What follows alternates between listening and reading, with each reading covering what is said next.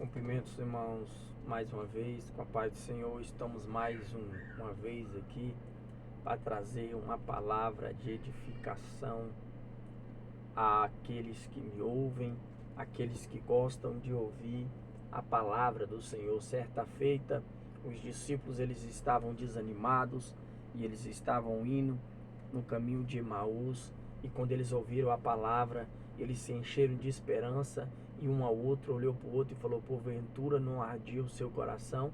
Quando ele nos expunha as escrituras, a palavra ela tem esse poder de nos renovar, de arder o nosso coração, de nos trazer vida, de nos trazer esperança, de nos trazer mudança, porque a palavra de Deus é eficaz, a palavra de Deus é transformadora, a palavra de Deus é renovadora, a palavra de Deus é vida, a palavra de Deus é saúde, a palavra de Deus é poderosa para trabalhar nas nossas vidas.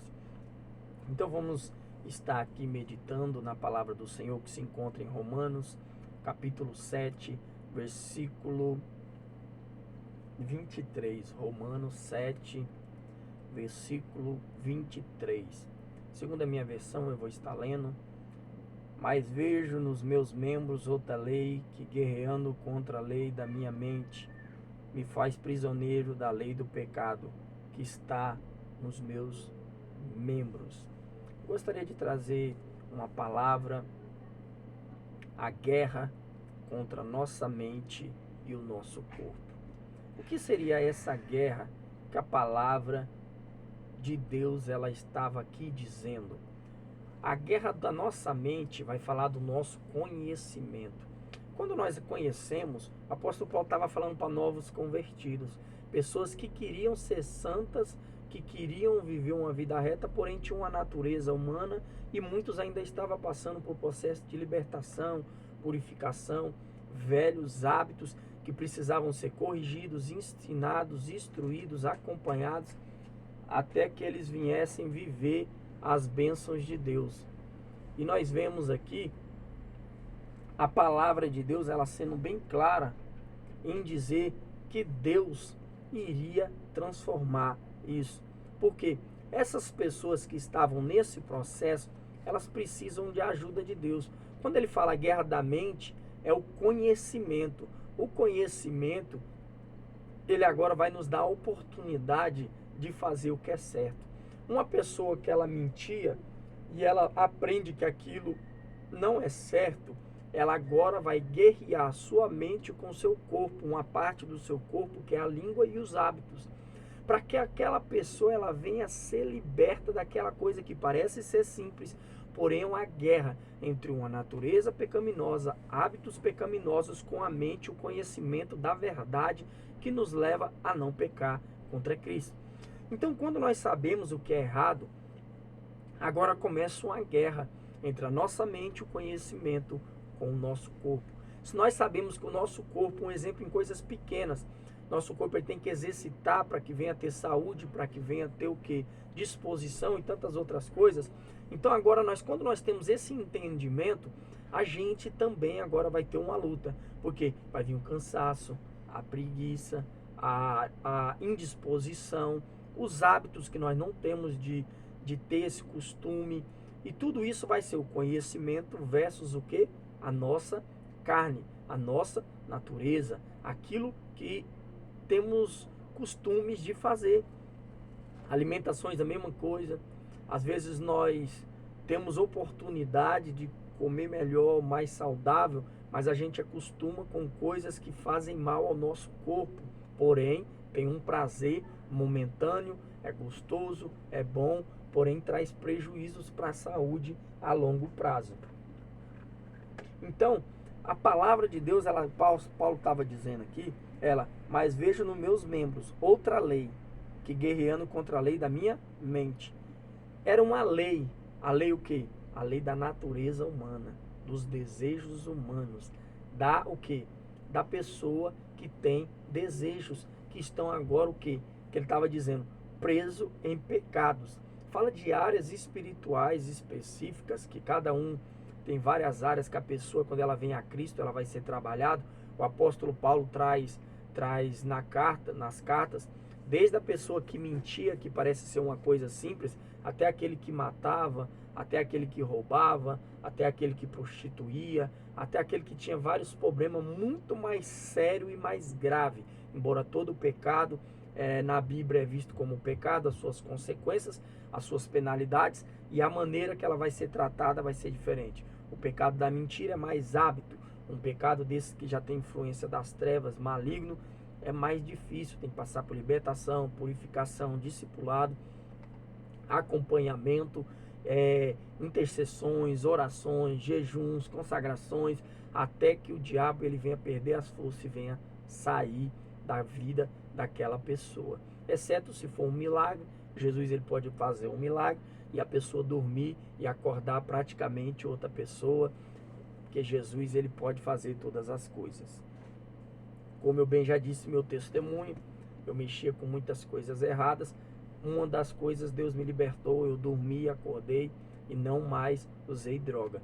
Algumas outras coisas foi no decorrer da caminhada, Jesus foi expulsando, tirando coisas que, influências, e trazendo transformação até que nós viemos ter uma transformação completa. Mas os frutos vão dizer se nós estamos libertos ou se nós ainda estamos com os hábitos do mundo. Você pega uma pessoa, tem pessoas que ela é tão bem transformada que essa pessoa não contar o seu testemunho, ninguém acredita que ela foi o que ela disse que foi, porque ela foi regenerada, limpa, totalmente, todo vestígio, todo carrapicho, tudo do mundo é arrancado dela, ela se torna realmente uma nova criatura. A ponto que quem conhece fica espantado em ver a mudança, e quem não conhece não consegue ver aquilo que os outros viam que um dia ele foi, ou se ele contar, a pessoa às vezes nem acredita. Como que uma pessoa que tem a transparência, que é totalmente diferente, era uma pessoa que era desse jeito. Por quê? Porque a lei da carne foi vencida pela lei da mente e do espírito. O apóstolo Paulo fala que a guerra era na mente, porque a mente ela tem a coordenação do corpo. A mente fala, você não pode fazer, e o seu corpo, quando é escravo do pecado, ele agora vai te levar. Por isso que muitas das vezes a gente, eu não vou mais sair com aquelas amizades, e acaba saindo. Eu não vou mais fazer isso porque eu sei que é errado, mas acaba fazendo. Não quero entrar em méritos em muitas coisas, mas por que fazem? Porque está presa no pecado, é escrava do pecado. Os membros estão escravos do pecado em prol do prazer da carne, o prazer do pecado. Mas quando nós temos o entendimento do que é certo, e agora como que então que nós vamos vencer essa nossa carne mais forte? Aí entra o segredo do evangelho.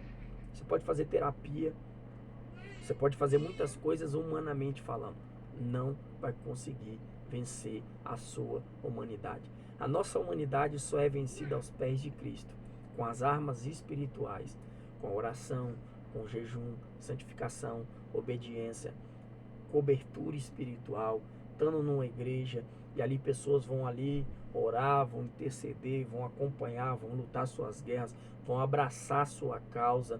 O que for espiritual vai sair, o que for humano, Deus agora vai trabalhar, Deus agora vai trazer, porque tem coisas que é espiritual, tem coisas que são hábitos, tem coisas que é a pessoa que quer fazer aquelas coisas. Nem tudo Jesus ele falou que era demônio. Teve casos que Jesus falou sai e não volte mais. Teve casos que Deus chegou naquela mulher que era adúltera, chegou nela e falou assim, vai, não peques mais, porque era ela que tinha que controlar aquele desejo desenfreado por essas coisas que são carnais. Não aquilo em si que ela estava fazendo, mas a maneira que ela está fazendo. Porque nós somos seres humanos e temos necessidades e temos vontades. Porém, tem a maneira certa. Que Deus estava dizendo é que você não é casada, você está destruindo famílias, você está indo fazendo coisas a qual não agrada a Deus. Você está indo contra a vontade de Deus. Quantos Jesus ele trouxe o dom profético, o dom do evangelismo, ele vai falar assim, porventura você não tem um tanto de marido e nenhum é seu? E ela já se assustou, que viu que ele era profeta. E ali nós podemos ver que Jesus estava ensinando, aconselhando e ajudando aquela mulher a ser transformada. E aquela mulher agora vai pregar Jesus, vai falar: eu vi uma pessoa, um homem de Deus, o Messias, e vai agora pregar para aquelas pessoas. Então eu acredito no poder transformador, eu acredito no poder que liberta, que transforma, que restaura uma vida.